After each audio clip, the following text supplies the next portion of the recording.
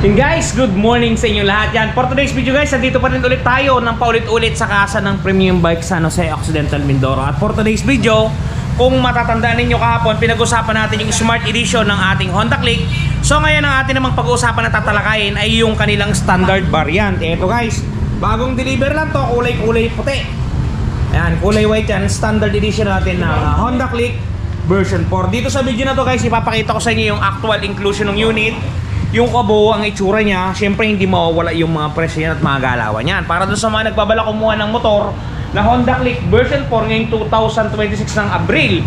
Guys, itong video na to ay para sa inyo kasi dito matutuklasan nyo lahat at tinataglay ng unit na to kahit hindi pa kayo pupunta ng actual sa kasa.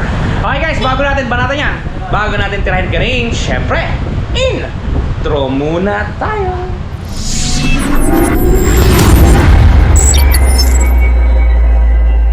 Okay guys, without further ado, ito yung ating pinakabagong Click version 4 sa malapitan. Yan, kung mapapansin niyo, ang modelo natin ngayon ay kulay puti. Yan. Ganito ang actual itsura niya pag malapit guys. Papaikutan ko muna, mamaya na natin isa-isahin. Yan. Diba napaka-pogi guys? Yan yung actual na looks niya sa malapitan. Pero okay maganda na, mamaya isa-isahin natin yan. Yun. Okay guys, simulan natin sa kanyang harapang banda. Ito guys yung itsura ng harapang side natin. Yan, kung mapapansin ninyo, malayong-malayo na yung itsura niya comparing do sa version 3. Ito kasi yung version 3 natin guys. Oh. Tandaan yung itsura ng version 3 ha. Dito sa version 4. Yan, para na siyang 160 na Click, pero hindi siya 160, 125 lang. Yan, bali ang tone natin black at saka white. Meron siyang decals dito na kulay silver yung unang tone, sabay merong white na may red background. Tapos yan guys, ang ating signal light nandito na sa taas at parang meron siyang garnish. Yan, ito ano to guys, daytime running light to. Nakahaba yan, diretso pa ganyan. Pa ganyan. Pa ganon din sa kabila. Yan, pure LED pa rin yung headlight natin yan. Ibang-iba na rin yung tuka niya. Kung mapapansin nyo, meron siyang pa ano dito oh. Yung pa-curve, kita nyo ba sa video? Wala, parang malabo. Yan, may pa-curve siya dyan. Ito yung version 3, wala. Ay, meron din pala guys, sorry. sorry. Yan, pero iba, magkaiba talaga guys sa itsura. Tapos dito sa gilid, meron siyang garnish dito na kakaiba. Kung yung version 4 ay pagagay pa lang, saka version 3, paano, you know, paayon siya patayo. Ayan. Tapos may click tayo ditong decals. Yung sa tapaludo natin, halos ganun pa din, walang nagbago. Lalo na dito sa ating front tire at saka itong ating sa preno, walang halos pinagbago. Dako tayo sa kanyang muka. Yan guys, sa muka niya may nagbago siya kasi may parang na siya nakaangat na tungkel dito. Doon wala. Tapos buong pairings to guys, yan, mapapansin nyo, buo yan na pairings. Ito, may putol siya, puti at itim. Dito sa ating ano guys naman, sa ating panel board, yan, nagkaroon siya ng parang carbon loaded dun sa loob. Kita nyo ba? Yan, hindi aninag sa video eh. Yun yung parang may carbon loaded sa gilid. Yan, tapos dito, medyo glossy yung takip natin. Yan, no? Glossy yung takip guys, glossy. Nandito yung USB port niyan. Ayan o.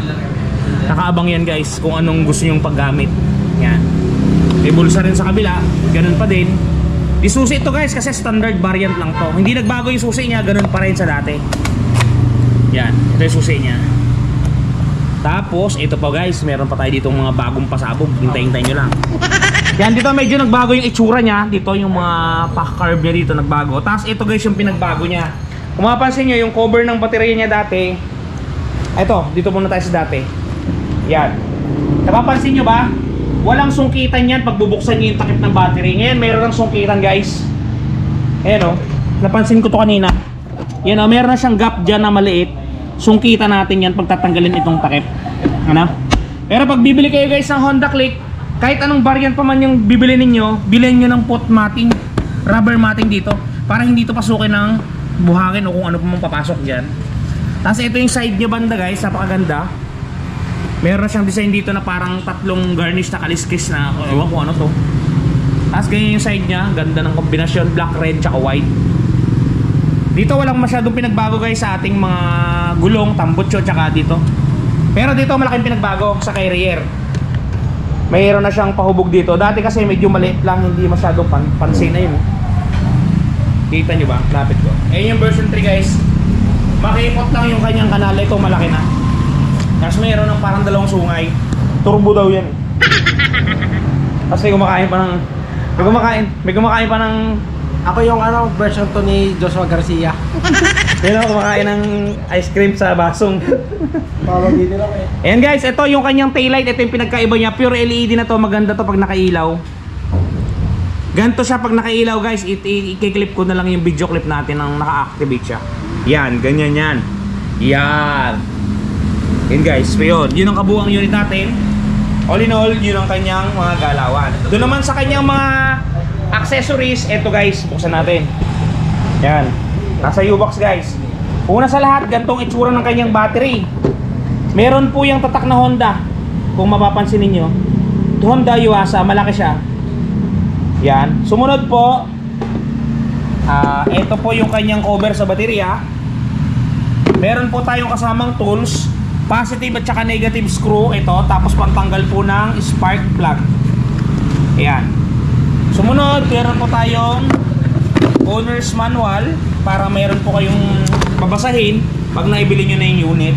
At last, yung atin pong side mirror. Ito po yung side mirror natin. Pakita ko sa inyo kung nagbago ba si version 4. Yan guys, parehas pa rin sila na version 3. Opo, yun yung kanya actual inclusion sa unit ng Honda Click B4. Doon naman guys, nagtatanong si Ron, nasa nakalagay yung kanyang chassis number? Dito po nakalagay yung chassis number, sir. Dito sa ilalim ng upuan, ayan. Si Ron, saan po nakalagay ang engine number? Dito naman po yun sa ilalim. Yan, dito po. Yan. Yan po yung engine tsaka chassis number. Ito guys, yung presyo ng ating Honda Click na version 4, 82,400 pesos. Suggested retail price pa lamang po yan ha. Down payment po natin dito kay Premium Bikes at sa buong Pilipinas, sa buong Premium Bikes, 4,120. Si Ron, may dagdag pa po ba yung 4,120? Guys, wala na pong dagdag yan. Wala na. Yan na po yan, 4,120.